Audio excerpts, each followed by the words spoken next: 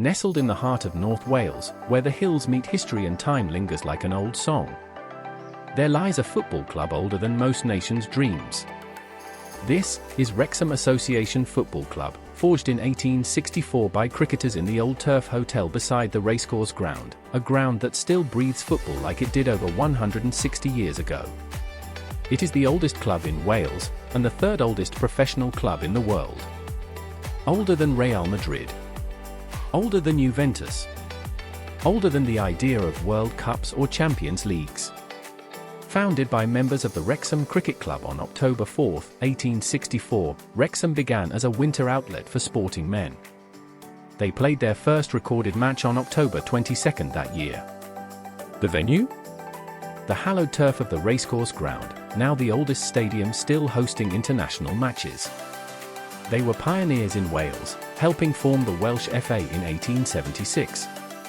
In that same year, the racecourse hosted Wales's first ever international football match.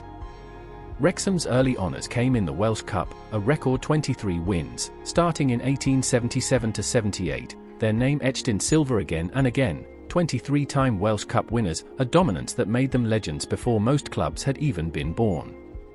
Their golden age? Perhaps the 1970s. Under manager John Neal, they became a force. In 1977–78, they won the old third division, climbing into the second tier of English football for the first time. That same decade, Europe took notice. In the 1975–76 Cup Winners' Cup, they stunned Belgian giants Anderlecht, yes, Anderlecht, and fell narrowly to Yugoslav champions Hajduk Split. Wrexham has known heroes. Arthur Griffiths, the Prince of Wales, over 550 appearances. Mickey Thomas, the wing wizard who would later shock Arsenal in 1992.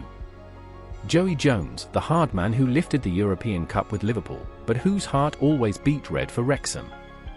Brian Flynn, not only a player but later a manager who stitched modern identity into the club's DNA. And who could forget January 4, 1992?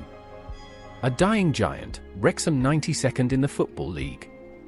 Arsenal, reigning English champions. Yet at the racecourse, in the unlikeliest of upsets, Mickey Thomas thundered home a free kick before Steve Watkin made history. Arsenal were stunned. Wrexham were immortal. But football is no straight path. In the 2000s, the clouds rolled in. 2004–05, administration. 2008, relegated from the Football League after 87 consecutive years. The town cried. The ground wept. They were down, but not done. A club saved by its people. In 2011, Wrexham supporters' trust took ownership, an act of passion over profit. The National League became their prison and their proving ground. Playoff heartbreaks in 2011, 2013, 2018. But hope flickered. And then, a twist even scriptwriters couldn't pen. Ryan Reynolds and Rob McElhenney, two actors from across the ocean, bought the club in 2020. Not to rewrite its story, but to finish a fairy tale started in 1864. The documentary Welcome to Wrexham aired in 2022, and the world fell in love with a town it never knew. Under manager Phil Parkinson, and led by the talismanic Paul Mullin, a striker whose boots carry the weight of a town, Wrexham stormed to the 2022–23 National League title. 111 points. 116 goals. After 15 years in exile, they returned to the Football League. The celebration? Biblical. The comeback continued. In 2023–24, they finished second in League Two, back-to-back promotions sealed. Wrexham now marches into League One, the third tier, in 2024–25. The dream is not finished. It's accelerating. And now, in May 2025, they march once more. A club reborn, not by money alone, but by belief. In the 2024–25 League Two season, they stood firm. They fought like dragons and they stand proudly in the Championship, having secured second place with a commanding 3–0 victory over Charlton Athletic.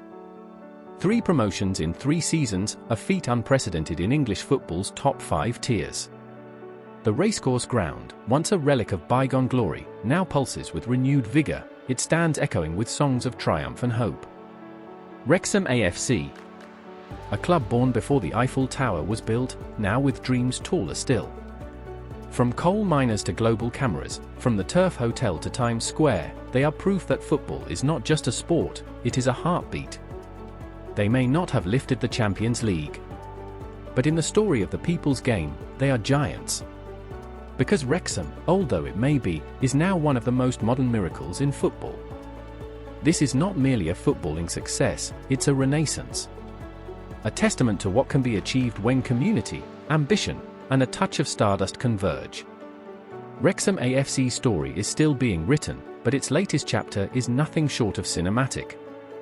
And if there is justice in this game, then the best chapters are yet to come.